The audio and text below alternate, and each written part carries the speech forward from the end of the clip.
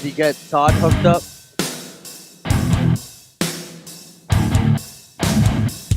He shows up. He's pretty mechanical, not technical, if you know what I mean. He said he'd get his daughter help. 1 second.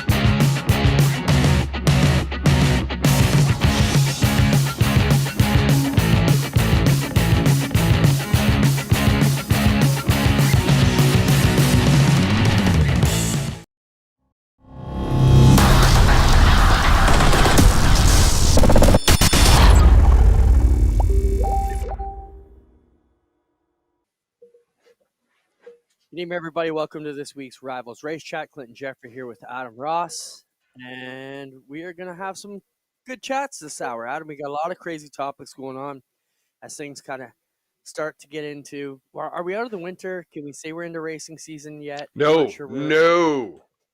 Stop it. Yeah, I'm with you. I'm not ready for that. Careful. As soon as you say something like that, you get blizzards. But we're supposed to see nearly double-digit temperatures next week. Well, I think we still got another snowstorm in us in our area, anyways, before it all comes to pass. But, anyways, at least some of the areas are coming out of COVID restrictions. I know you managed to get a haircut last week, so you're out of COVID restriction. I, on the other hand, still am in lockdown here, so I am stuck in all my regions to get a haircut yet. So you're just gonna have to deal with the flow that happens right now. But no, we got a few topics. We're hoping to get Todd Gordon on to talk about recovering from their fire that went on. We got about 10 other topics to go through, and of course, if any of the viewers want us to talk about anything in particular, we'd love to hear from you. Adam, you got to shut off your notifications if you can. First off, Adam, situation that came to light this past week. Crate Engines, the 602 package that he's used in a lot of divisions here on both pavement and dirt.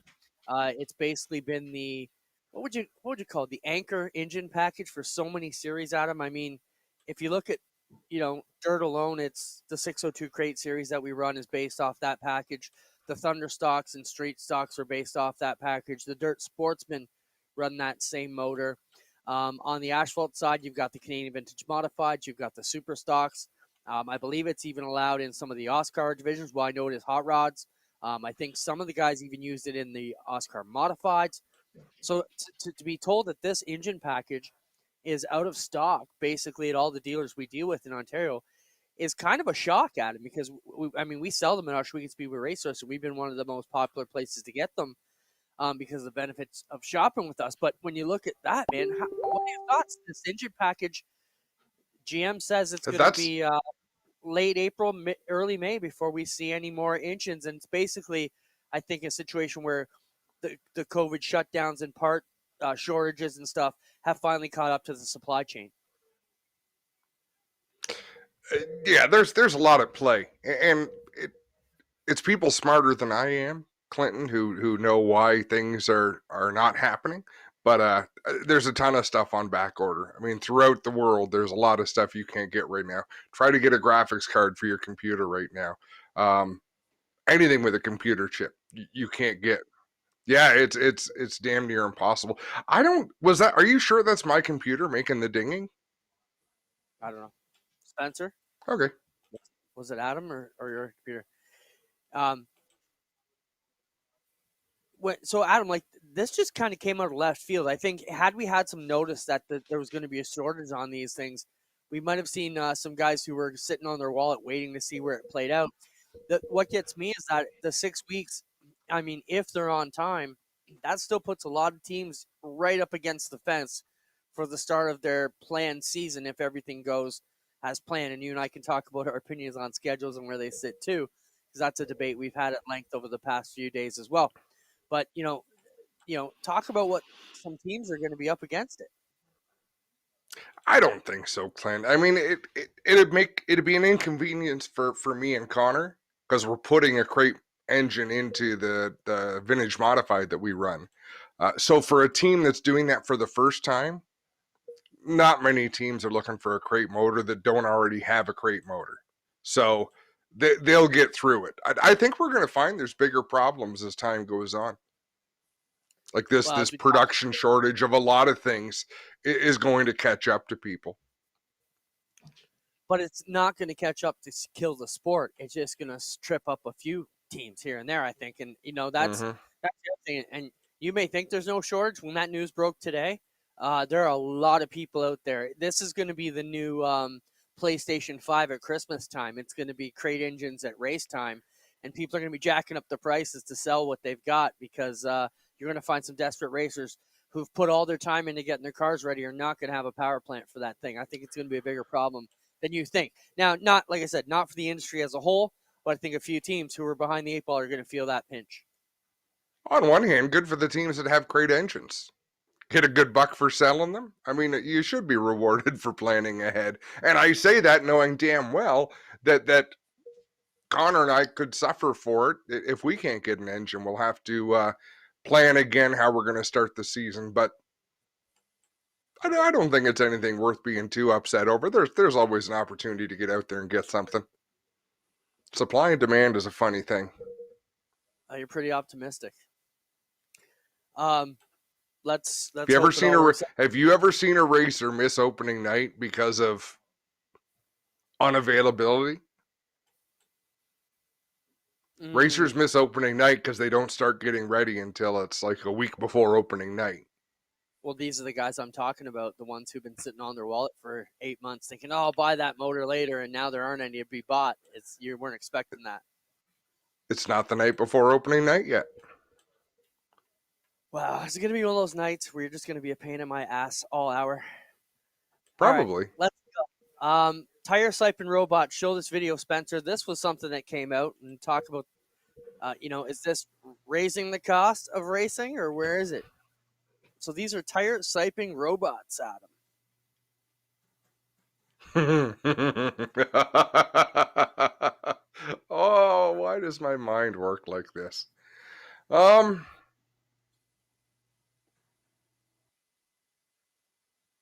don't know. What's the problem? Whose shop is it in? I just thought it was really cool. So for those who aren't knowing what they're doing, show it again, Spencer. So these siping the tires where you run across it with little razor blades, and it's a very arduous, labor-consuming task. And it's debated in a lot of divisions whether you should be allowed to sipe and grind your tires. So siping is cutting them with little razor slits in them. And the theory is that it opens up the block of the tread more, it lets some heat out, gets better traction. There's many advantages. It does make the tire wear out faster. So some of the divisions where they're trying to save tire bills, they won't allow you to sipe. But even our friend Shane Pierce, he had a business there prepping tires. I mean, there's guys out there doing this out of their garage where you bring them your rubbers for the weekend and they're going to sipe and grind them and prep all your tires for you.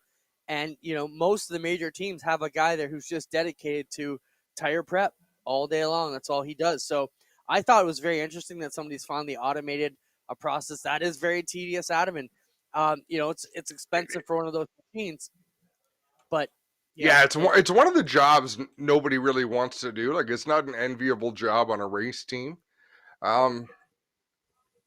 Yeah, I mean, if there's things that'll make that job easier, it seems like an awful lot of work.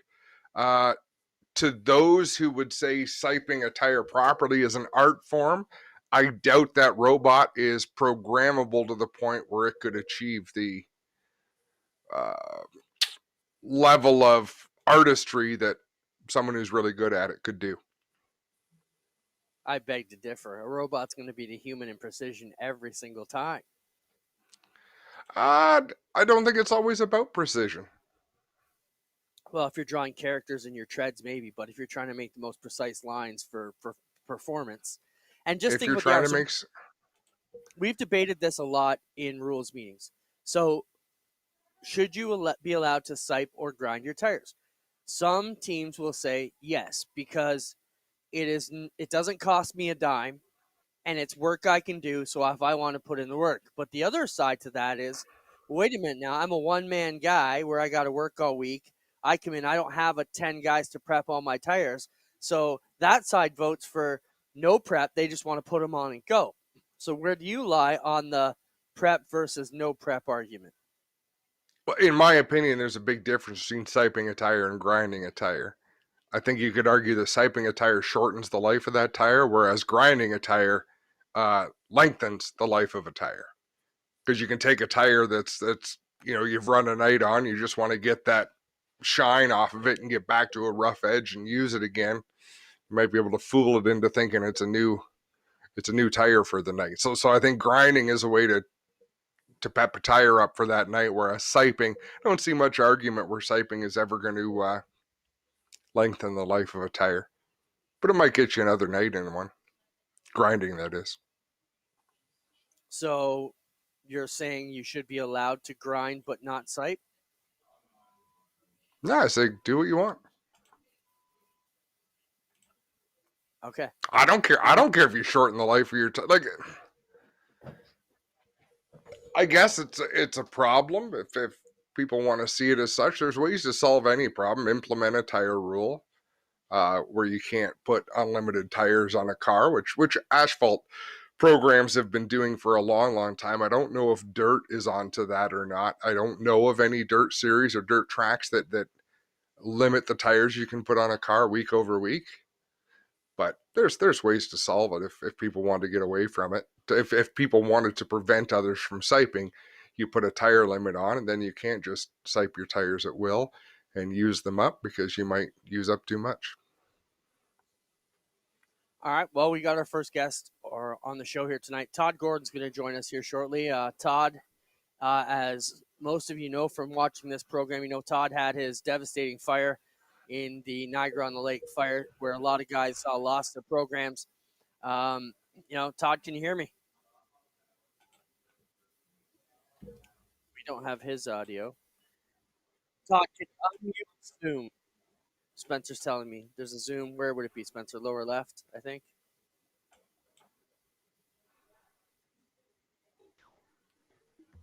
There, are we there, Clint? Yeah, we got you now. Okay. Todd, before we get into the fire, siping, a good thing, bad thing, grinding, good thing, bad thing. Where do you sit on that argument? It's a tough call on that. You always got to Your tire life is shortened with siping for sure because you're cutting more grooves in the tire than what's supposed to be there.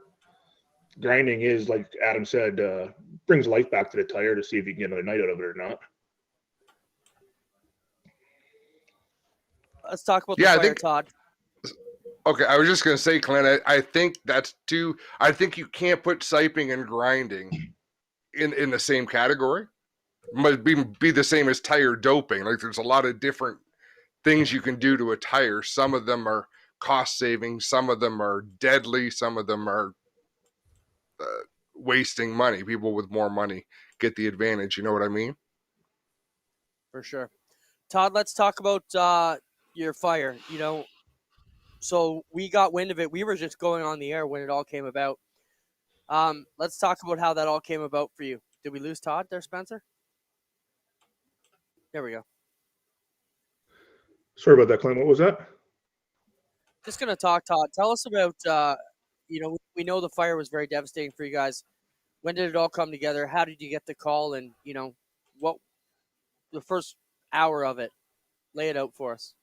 Well, I was actually in my shop working and building a street stock, as you all know that I do. And Ray Hawkridge is actually the one that alarmed me of the fire. And I thought he was just lying until I actually went outside and seen the main office of the buildings was on fire. I tried to put it out and ran out of fire extinguishers to try to do it. And then the fire department showed up and went from there. And it just was just basically as fast as I've ever seen a fire ever spread.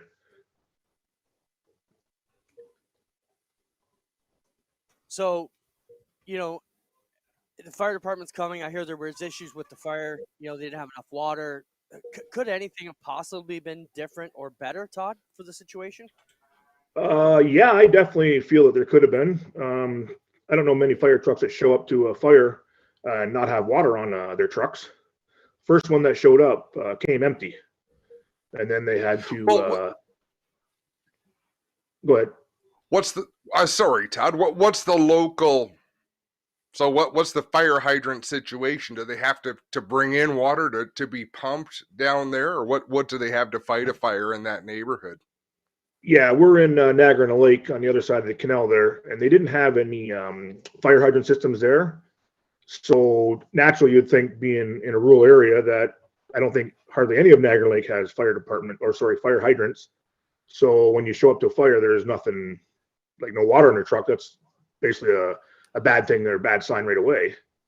And where the shop is located, the owner of the property actually has probably a 30-foot deep pond that was full of water with a little bit of ice on top, and they wouldn't pump out of it. Crazy.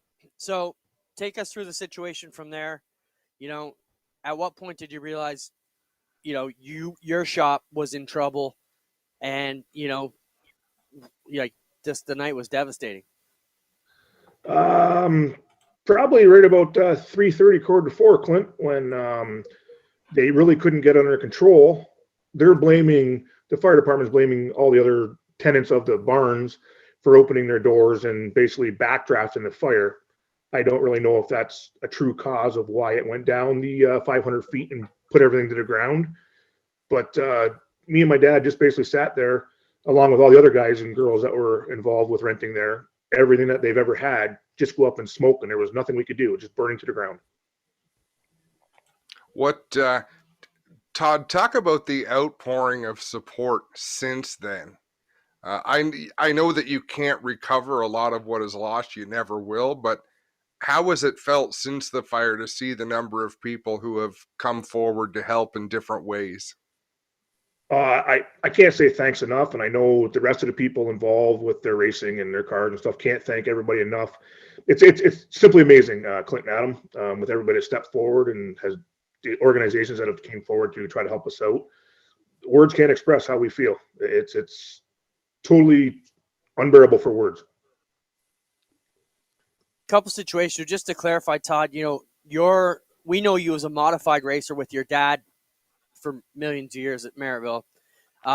You and Flashman raced modified, but your personal race car wasn't there. You keep that at your dad's house. This is the shop where you build cars for customers. So, I know you got in there to clean it out, I think at the end of last week, Friday, to get in there and, move all what was salvageable. Was there anything salvageable? As of right now, maybe some of the equipment, after we get it washed off and have a look at to see how hot the fire got and if anything warped or anything like that. As for the cars that I was building, you can't save them.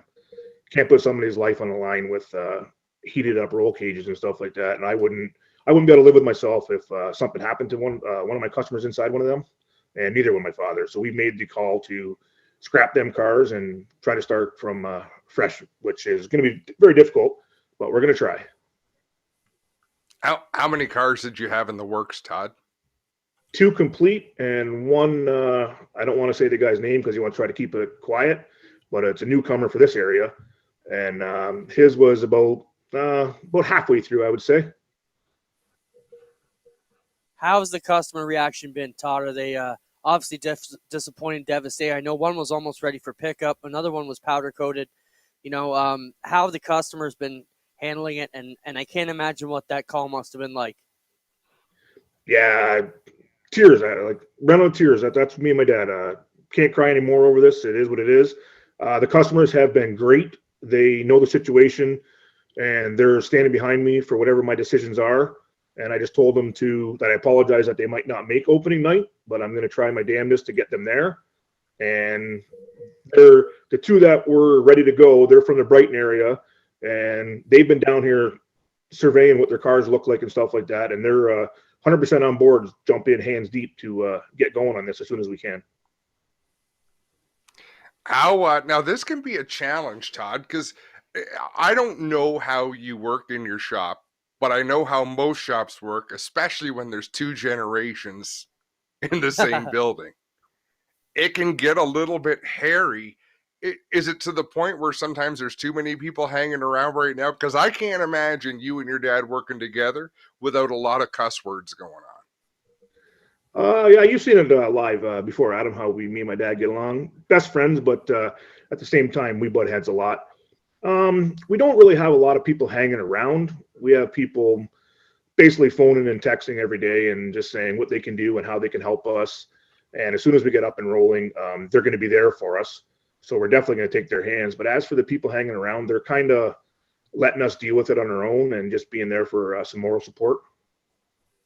Yeah, I don't mean it in a bad way at all. I wish I could hang around with my dad and cuss at him over race cars these days, but it's a special relationship. Clint, I'm sure you can attest to it as well. My dad and my relationship around the races is a lot like Flash and Rainbow's relationship around the races. We love each other, but man, we love to fight on the way to Merrittville on Saturday afternoons. Todd, let's talk about, the positives out of this situation. You've got to turn the corner at some point and flip the page, and you can't be looking out the rear view because, well, we don't have rear views and we're going out the windscreen. So let's talk about that and the positives. I know you got moved into a new shop. You and I believe it's Mammo and one other team have gotten together, and you got a new shop here in St. Catharines as of last week.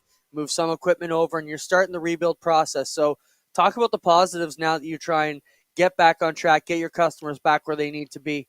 What good things are going on? The good things are that, yeah, we've moved into a new shop, me and my dad on one side, and Noah Mammo and his buddy John Triviera, who's been around racing for a while, but he's going to rebuild because his cars were there too. They're going to take their time and get out. We're just trying to get everything organized. It was just a warehouse for somebody at one time, and now we're trying to turn it into a shop. So we had to have some wiring run and get our equipment and tools in and get organized is the biggest thing that we're doing. And we hope to be up and running within a couple of weeks here at the most. If people want to give more help, Todd, and let's talk about you specifically and the work that you're doing building, what could someone offer to you, donate to you, if they wanted to help that you could use right now? That's such a hard question there, Adam. I don't want to feel like I'm a charity case by no means here, but any type of help, whether it be a financial situation or if they have some extra equipment laying around, hand tools, we got to go out and buy a welder. Everything that we had that was fabricating related is gone. Even just material. Like we can't even use the material that we had on the racks for the sake of basically being crystallized with the heat and then back to the coolness with the water. Right. And again, I said earlier, we're not going to take any chances. We'll use some of that tubing to make like some benches and stuff like that. That's not going to affect anybody's life. But other than that, it's just any help is gratefully handed out right now. It'd be awesome, no matter what anybody can. We're not expecting it, but just again, my heart goes out, and everything else is awesome for the people that have donated and stepped forward for this, for everybody involved, not just myself. Mm-hmm. Well, I think that's all we got for you, Todd. We'll follow your story, and we really appreciate you coming on. And we'll be in touch over the next couple of weeks and let everybody know how you're doing here. Perfect. I appreciate that, guys. Thank you very much. No problem. Tough deal for Todd and all the race teams out there. You know, there were a lot of things. Even there were a lot of exotic cars that were kept there that I found out were melted after. You know, the type of cars we'd see at the back building there at Motorama and stuff like that. A lot of high-end tuner cars. And, oh, man, it's crazy how fast fire can deal with it. You know, I know I heard some stories from the weekend from some of the guys who were working down there. You know, they try to save things, even like wrenches and stuff like that out of them. And then you go to use them and they're brittle, they break, you know, that just very few things made it out. Tough deal. Yeah. And I want to do something, Clint, but I haven't decided. I may buy some tickets for the Bicknell raffle. I just don't know what is the best way. You know what I mean? It's not sure. Yeah. There's so many good things going on.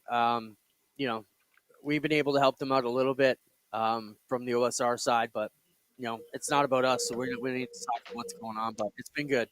And we want to thank everybody for what they've done.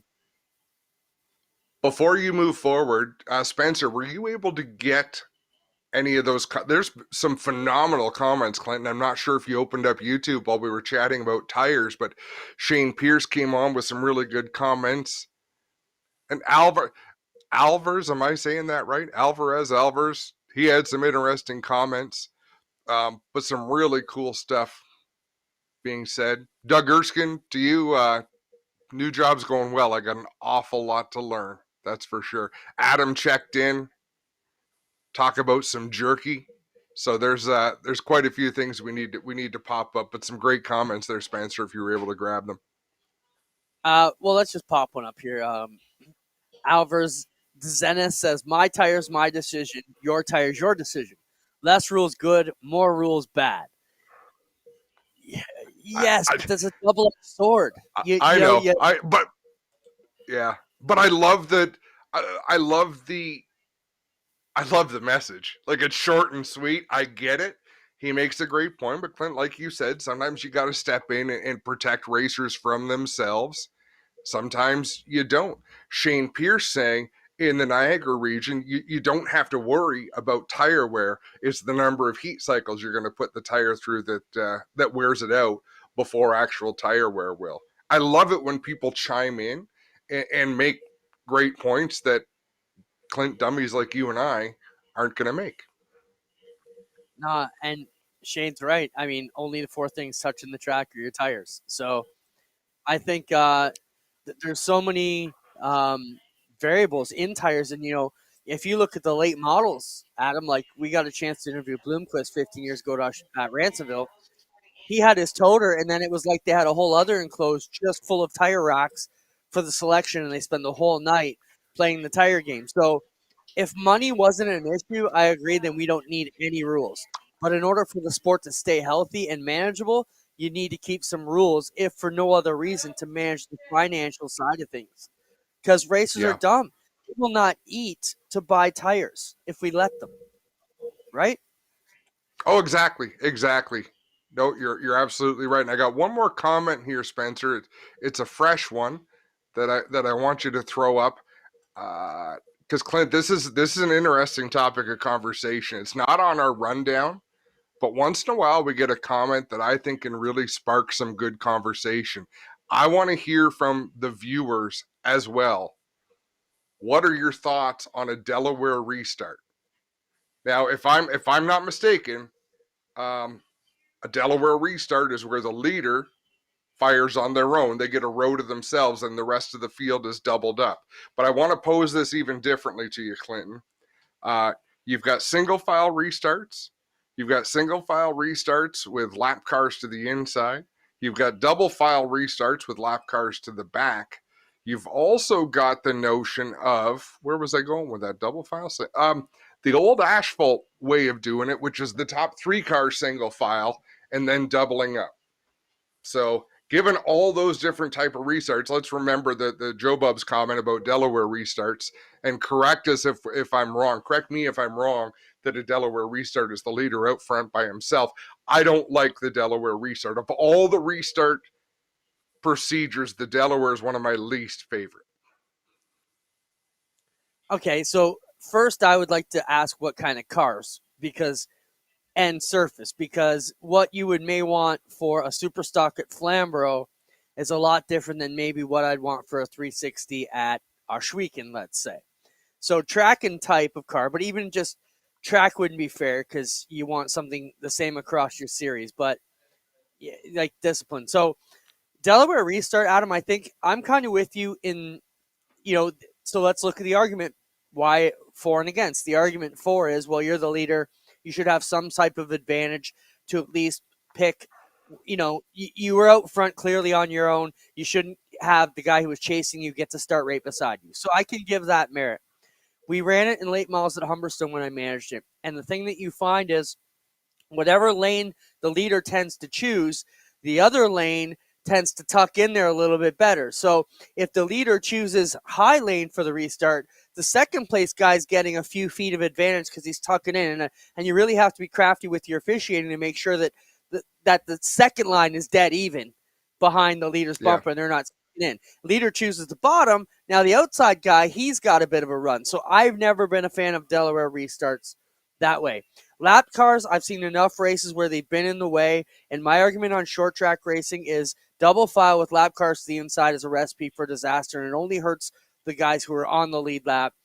What we've done at Oshweekend in the past few years, and I would stand by this pretty much anywhere in short track racing, is lap cars to the back. If you're lapped already in a 20-lap race, it's not a 100-lap or a 75-lapper where you're going to see a Sean Chenoweth or a Dylan Westbrook get himself unlapped and have a shot back at this. It just doesn't happen enough to warrant that process. So lap cars to the back. Then you're down to double file or single file restarts. I mean, if we look at a place where we've seen a lot of races, Oshweekend Speedway, we've just recently gone or talked about going to double file restarts in the sprint cars, because if you get say we go green on a double file start, and that's another argument for double file. We start double file, so it's no dangerous if you have it on a restart 3 laps later. You just started the race like that. So the other point to it is, now at Oshweekend, if we go green and we have a caution on lap 2, if you started in 16th spot and the caution comes out, now you are not 8 rows back from the leader. You're now a full 16 rows back from the leader. He's coming out of 4 at Oshweekend as you're going into 2. Man, that's a big disadvantage in track. Shane Pierce just made the perfect comment. Works well with the Lucas Oil late models. I'm going to disregard that sentence. That's fine. But he says, I like the Delaware restart if I'm the leader. And that's the problem with it, Shane. If you're the leader, you've earned the opportunity to fire first. And with the way officiating is anymore, where you've got flagman, corner workers, race director, you've got at least 8 eyeballs on the leader at all times. You get to restart first. You get to fire first double wide. I don't think the leader deserves the advantage of having the front row all to himself when the second row has to deal with each other. So I like double file lap cars to the back. I could accept sprint cars going single file restarts, but I still don't like it. I think if we're going to double file everybody. There's probably racetracks where that wouldn't be ideal, but for most of the tracks we go to, I say double them up, lap cars to the back, let's put on a show, hang on tight. I like the question, though. I love that people bring things up like this, because obviously it matters to somebody. So Delaware is my second least favorite restart. My first least favorite is the way Flamborough did it for so many years on lots of asphalt tracks where the top 3 are single file. If you're running 4th, you're screwed. I'd rather start 5th than 2nd with that with that method. I don't even know where that method ever came from, but it sucked. Yeah, I'm not sure, and I also look at it. If you're putting that leader out front, it's kind of the same beef I had last week, where when the flagman shows the lead they've got, or we got spotters. Like us as announcers, we let's face it, you and I have seen so many dominant performances, and if you work at a place weekly, you've seen a guy like Westbrook dominate, or Chenoweth dominate, or David Elliott dominate, or wherever you are, you have that one guy who wins 15 races out of 20 a year. And the only hope us announcers and fans have is that that guy's going to overdrive it on some nights and make those mistakes or get hung up in lap traffic. So that's why, I'm all for the more fairness, and any advantage you're giving the leader, I'm not a big fan of that, because I think, a lot of times the leaders are already the best guy.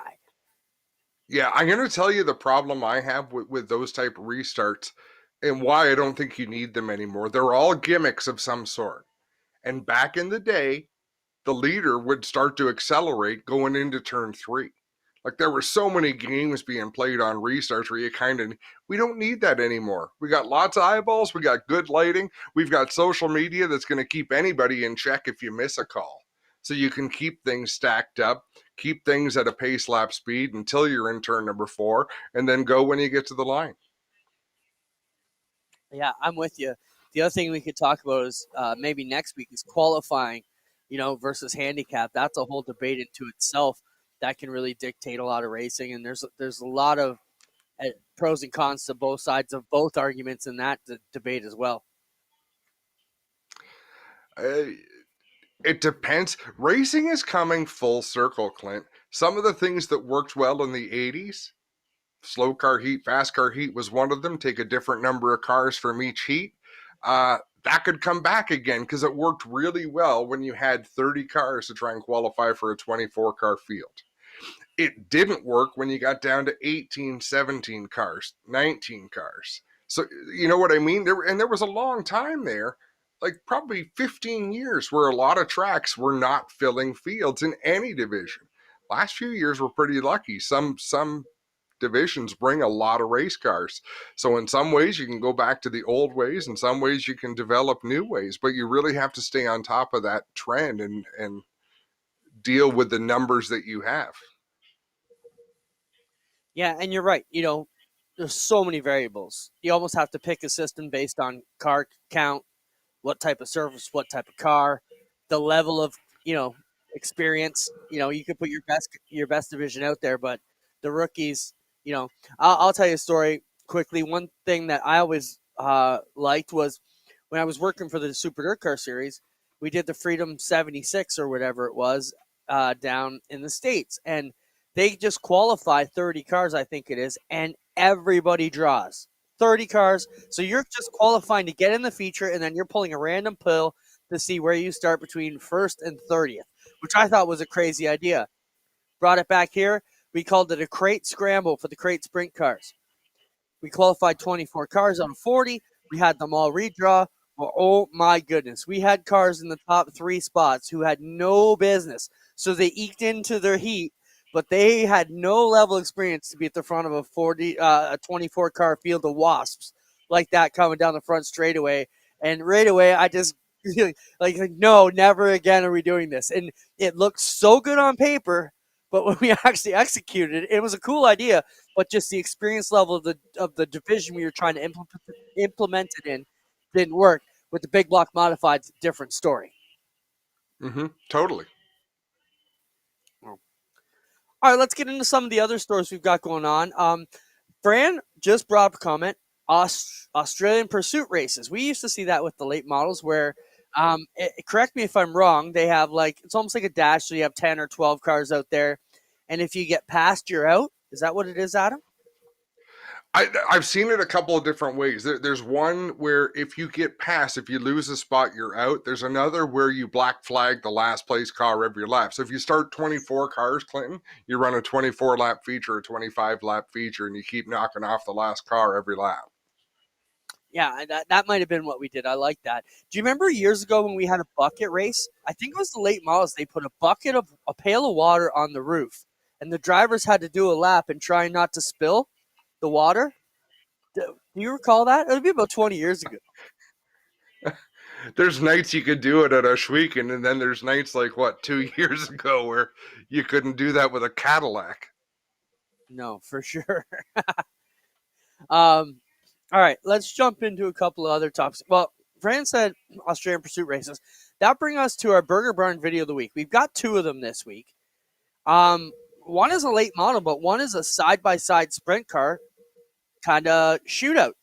Spencer, roll the sprint car shootout if you can. And these guys are going head-to-head against each other, Adam. And I like this gimmick, can be interesting, but there's no money on the line, and your cars could get damaged. Just watch these guys.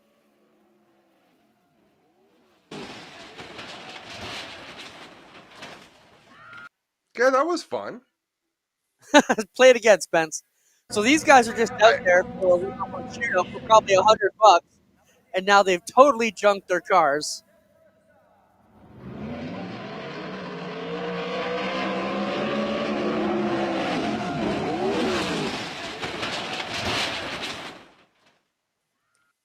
Oof, that is a nasty wreck. Yeah, some gimmicks just aren't worth it. But at the Chili Bowl, the pole shuffle or whatever the hell they call that is phenomenal. Again, coming back to the talent level, look what we do at the Canadian Sprint Car Nationals. We take the top 8 from the heats and the qualifiers, and we put them in a pole dash, an 8-lap dash, and that sets the top 8 for the feature later on that night. And that's they're dictating their own destiny, and it's fair. But man, you could easily take out all top 8 drivers out of 70 just like that. But in the case I brought up and the case you brought up, those races mean something. This match race, I don't think meant much and cost those guys, girls, a lot of money. For sure.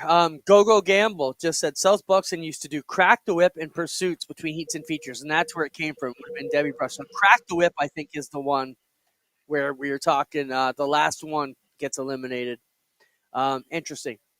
Let's jump into our second Burger Barn video of the week. This is some late model testing from Bristol, Adam, and this place is looking wild.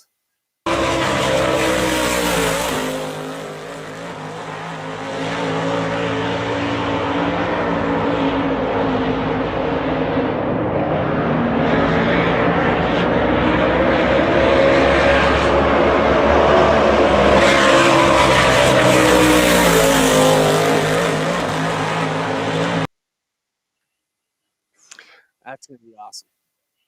I hope there will be some either side-by-side racing or at least have the cushion work its way all the way to the wall so you can't just put your foot to the floor. But I love the effort they're putting into it, Clinton. All the testing that we've seen, the track looks to be quite smooth. I mean, they're checking the right boxes so far. Yeah, and, since with my experience at Oshweekend, I know the more we race on the surface, the better it's going to be. So the fact that they're bringing all these classes over the next month, by the time they get to the outlaw late models and sprint cars and the big block modifieds, it should be amazing. I reached out to Matt Williamson tonight. Adam, he was tied up, said they're putting a new clip on one of the cars, but he's going to join us next Tuesday to talk about him being confirmed as one of the big block drivers who is going to be at Bristol. And Matt will talk to us about the excitement that he has getting ready to be invited to such a prestigious event as the champion. The other comment I want to mention, Robbie Longboat. My brother Robbie says thanks to all the sponsors bringing Race Rivals to chat and let the people get some say in what's happening. Robbie, we love you. If you don't know who we're talking about, Robbie is our campground supervisor at Oshweekend Speedway and always does a great job. And love you, buddy. And you know what? I have it here on my whiteboard, right here, my work board. And I don't do it, but right there it says Robbie birthday, and that's from like 2 months ago or a month ago. It was Robbie's birthday. It must have been about 3 weeks ago because I have Robbie's birthday, Merrittville Pizza, and Andy J on my board to talk about that week. So happy birthday, Robbie! It's belated, but that's what you get for calling me hippie. Do you have a haircut on that whiteboard anywhere, Clinton? I think I might get one tomorrow if they open. I was gonna donate some money to Todd Gordon and others that got stuff damaged in the fire. But if you need me to send you $20 or $30 for a haircut, I can do it. You're one to talk. Do we got to pull up the picture of your before and after from last week from your haircut? Because you were a Yeah, it's little bit pretty more stellar. blonde than Oh man, craziness. Let's I shouldn't have sidetracked us like that. We got a lot to get through. And let me just bring up Gary Short's comment real quick, as he had said, what are you hearing about some tracks rethinking having touring series at their track? I'm hearing some rumbling. I've heard nothing about that, Clinton. Maybe you have. But I do think we're in for a big shift in how tracks book their shows, on what divisions they're going to allow to run. We've been 30 years with certain divisions saying, hey, we're going to bring cars, and they don't do it. And I think it's almost time to poop or get off the pot. I think we may see some divisions get sidelined, but I don't know anything about touring series being a detraction. But I do think they pose a very curious challenge to a racetrack, especially in COVID times, because racetracks are putting on shows, Clinton, that kind of help their locals, help their regulars, keep them engaged in the sport. What does a touring series do for a local promoter? So I just don't know. I mean, I can talk about it from both sides, right? Because as the quasi promoter, our weekend manager, we deal with the outside classes. So first off, it's got to make sense. No track is going to take a chance on a touring division, in my opinion, right now, unless it makes monetary sense. So for the divisions like mini stock, street stock, pure stock, they're easy because the back gate covers the purse. When you get to the mid level, like you know, on the dirt, for example, the crates are just barely breaking even. So the crate sprints are fairly welcome anywhere because the back gate can cover what they do without the big influx of fans. Then you get to things like pro late models, 360 sprint cars, super late models, those types of classes, they need help. So I can tell you from the sprint car side, we also have a big announcement next week. We're going to announce our new 360 plan here in Ontario. We've been working hard, as you know, and ruffling some feathers to try and put together a plan that's going to give the 360 guys, because they needed help. So we've been raising funds and sponsorship to guarantee for other promoters. So outside of Oshweekend, places like Merrittville, Humberstone, Buxton, Brighton, our partner tracks, we've come up with enough money to backfill from sponsors. So, for example, if you're bringing in $6,000 at the back gate and it's 10.5 to pay them, we are coming up with the other 45 plus to be welcome at the tracks, because that's what we're having to do as a tour, to be welcome. Because a guy like Don Speece isn't going to go backwards $4,000 when he's not allowed fans for a division that he doesn't manage or have to really care about. Mm-hmm. So yeah, it's the team, the tours are going to have to work on sponsorship help to keep themselves welcome, and car count. And right, you have to bring value somehow to the promoter. So it shifts the responsibility, it shifts the onus a little bit, and you'll see that some of the touring series, some of the divisions just won't make it for a year or two. Well, why car counts are even more important now, Adam, is because they're a critical part of the math that we're achieving to make that backgate payout. So if you say the easy math last year was $250 per group of five on a team, you get 24 cars, you're at $6,000. Well, if you're only bringing in $14,000 and you still have to pay all that winner's share, you need a few extra thousand on top of the thousand you already had to get them to agree for 24 cars. If you only bring 16, now you're even hurt because you're still paying the high end of the pyramid, not the low end, right? So yeah, it's a tough deal, and some classes are going to have to, like you said, get off the pot. If you can't bring it and can't draw enough interest to show some growth, I think you're going to be out. Even back to the dirt, I mean, look at the trucks, the Pro 4 trucks in Humberstone. Same deal. They were 12 trucks for 15 years, no growth, no thing. They got combined with the mini stocks, and now they're going to be ousted next year just because there's no growth for them. Yeah. That's a great topic. As for what we have heard officially, Adam, you're a little bit pessimistic on some of the schedule that come out. You're still like, I don't know if I believe them or if I trust them. I'm kind of on the other side. It's all we really have to go on right now. So until we hear different, I'm kind of putting my faith in the schedules that have come out. We've seen places like Flamborough come out with an A and a B schedule, so they're openly ready to pivot.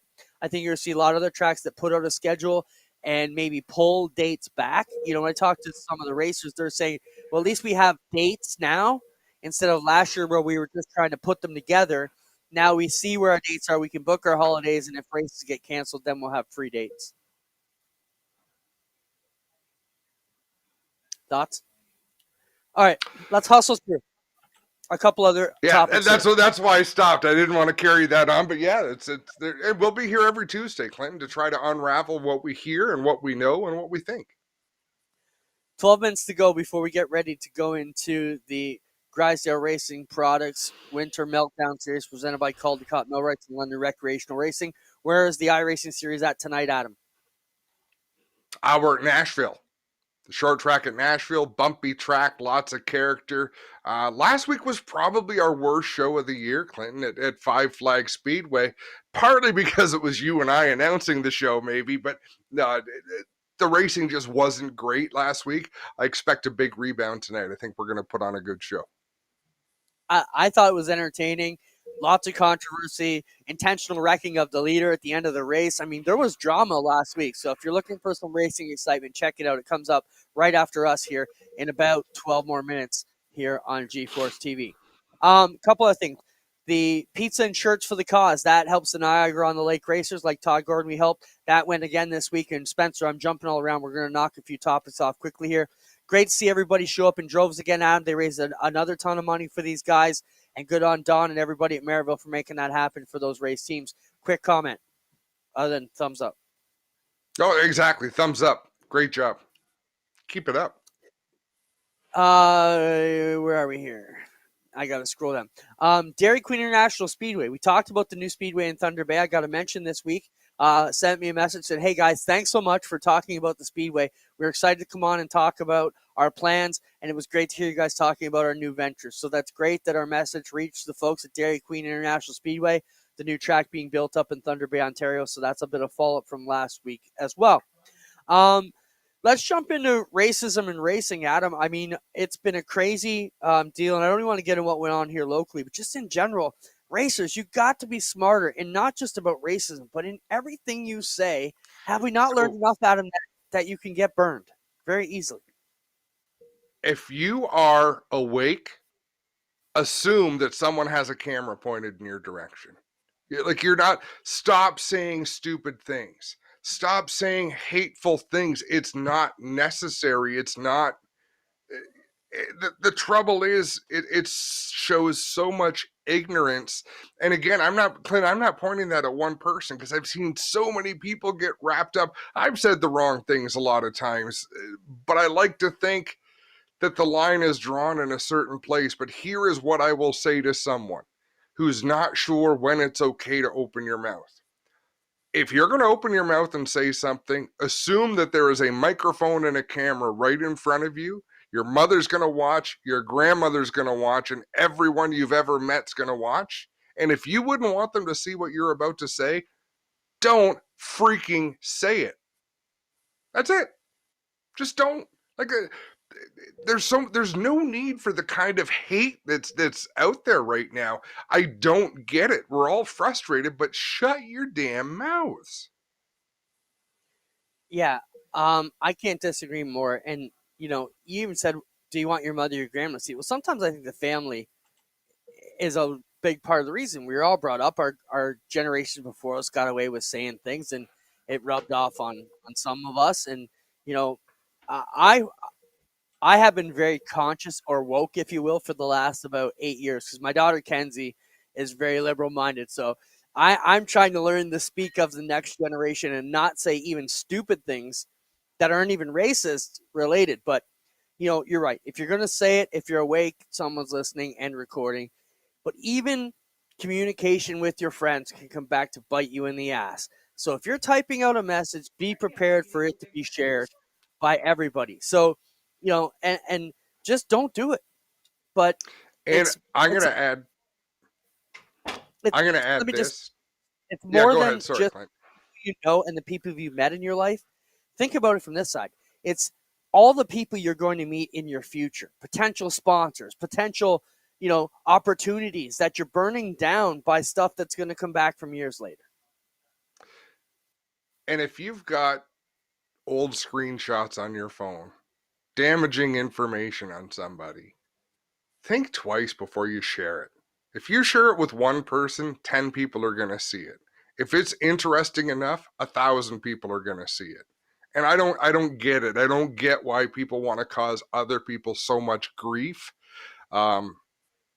Just think about the repercussions of your actions before you make them, and use some common sense. And I was having a conversation this week, Clint, which goes back to what Tim McCready said 2 months ago. Sometimes a hard punch in the mouth would really help. Like, some people are sensing there's no repercussions for their actions. Well, there are repercussions, but the point in that message, I'm not saying go punch everyone that you've got a beef with right in the mouth, but the repercussions have changed greatly, and not all for the better. Some for the better, but not all. Let's just be smarter. Let's do it as a racing family and just end hate everywhere. Let's be smarter and love one another more than we can. That's the message there. So we've got that. Dirt Kart changes the rules. They made some rule changes. We'll throw that to next week because we're going to try and get Dean Reynolds on as well to explain why Dirt would change the rules, eliminate the spoiler off the sportsman. He's got a lot of these teams upset this late in the game as to why they're making changes. Safety has something to do with it. Some of it I just don't understand, so we'll get Dean on to talk about that. NASCAR thing, hybrid, that was a story that came out this week, Adam, talking about NASCAR and the president saying that it is part of the future. And it was written by a guy who's been on this show, Matt Weaver. NASCAR's electric future is louder than you think. Hybridization is coming to NASCAR. And how about that with the cheesiness of the batteries, AA batteries under the hood? But I don't know. I'm not buying it. I'm hopeful that we'll be the last, the last Vikings out there still chasing the internal combustion dream. What are your thoughts? Remember when the drag racers couldn't come to Montreal anymore? They couldn't do San Air because they wouldn't allow leaded fuel, even though they would at other places. They said, no, this is the end of the road for you. Change is going to happen. We'll be there for it, Clint. Sprint cars don't run batteries right now, do they? They're nothing of significance. Maybe that's all they'll run in the future is battery. They don't have starters either, but we're not going to start that debate right now either. That could go on forever. Mm-hmm. And just something to think about. Let us know what you think. We'll try and cycle back to that. We've had a crazy week. A few minutes left. iRacing setup shops, Adam. These guys have. Well, you know what? Let's hold that debate for next week too. That whole thing is about people are charging people to pay for iRacing setups. And it's a whole story of drama where customers were sharing the iRacing setups with other customers who weren't paying, and that's a whole drama hole. Maybe we'll jump down. So we'll save a couple topics next week, unless you want to. Furthermore, I think people were taking setups from other setup shops and reselling them as their own setups. Yeah, like so it's an onion with many layers. How can you prove that was your intellectual property and that you didn't just land on the same setup that they did? It's not like a drawing or artwork or a photo. It's a set of numbers that it's like a code. It's got to be tough. Let's try to bring someone in next week on this. Let's try to bring in maybe someone from Reaper Speed Labs, because Trayton Lapsevich is involved in that. Boyd Hagen, different people we could bring on, even for just a few minutes to talk about the current state of that. All right, let's talk about the situation. We know Gragson and Starr on the weekend driving for Carl Long. They blew a tire and cost Gragson. Gragson basically had some, so show the picture of the tire, Spencer, and this is from Carl Long Motorsports. This is the right front tire that came apart on David Starr while running in 12th position on the lead lap with a few laps remaining. The tread came apart as he dropped down to give Gragson the top lane. The car then slid up in the wall. Gragson made a statement that we were dipshits and that we did not belong on the track. Well, this over-entitled mouthpiece did not have enough talent to miss our wreck. We were happy to take home a top 12 finish that rolled right out of our hands, just like the tire rolled right off this rubber. There are not many people in the garage who worked hard and sacrificed so much myself to get this level. Statement like this usually come back to cost him.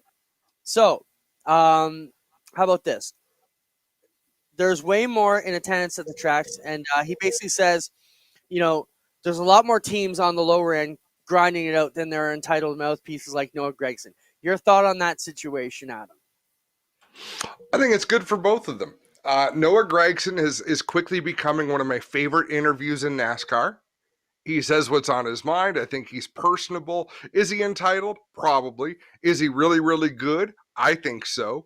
I think he shows some humility when he needs to. I think he might have regretted the things that he said, but he gave an opportunity to David Starr and Carl Long that even if he wanted to take it back, he can't now. And they took that ball and they ran a little bit with it, Clinton. Now, every time Noah Gragson is on TV anywhere near David Starr, that's a subconscious story. And the only way David Starr is going to get any publicity this year is if he's anywhere near Noah Gragson. So I think it's an opportunity for David Starr. Noah said what he said. He was frustrated. He had a fast car for all 3 races so far this year, and he hasn't won. But I would rather people say what's on their mind, even if they say the wrong thing. It was obviously not scripted, and I appreciate that.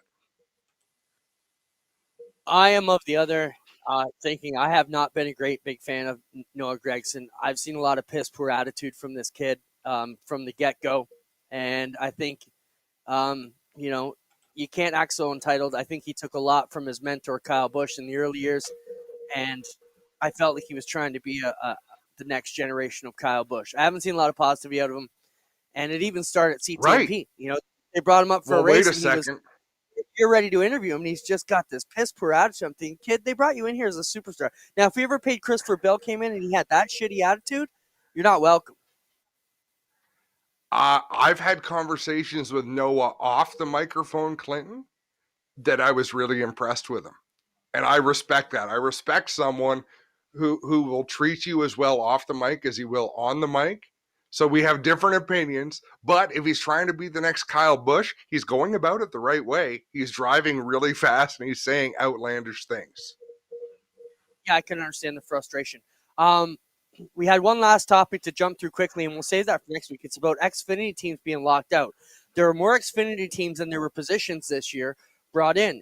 And with the new COVID restrictions, these teams are being locked out. You got 4 teams now who had invested in cars and equipment, and their next opportunity to qualify isn't going to be to the Circuit of the Americas at like the end of May. So imagine that. You finally get all your ducks in a row to finally go NASCAR racing, and then the virus puts you on the shelf for 5 months. And now they're forced to even change the driver to try and get somebody who's a road course ace to make sure they get enough points that they can get into the metric going forward for the next year's races. Crazy situations, but it's the world we live in now. Yeah, it's unfortunate, but Clinton, I mean, anyone who owned a restaurant before the pandemic, they're in a bad spot. I mean, if you knew the procedures going in, and it hurt a lot of people at Daytona when they didn't get to qualify, and that hurt extends a long way. And I don't know what you do to fix it. It's a bummer. It is what it is. Thank goodness they have all that many cars trying to qualify, right? Who'd have thought? Yeah, especially in the situation we're in. Thanks, everybody, for watching us. Thanks, Spencer, for joining us tonight and taking care of us as always. Don't forget, we have the Grisdale Racing Products Winter Meltdown presented by Caldecott Millwrights and London Recreation coming up right now from Nashville. Check it out. Thanks, everybody. Send us your questions, comments. We'd love to see you. Talk to you soon, Adam.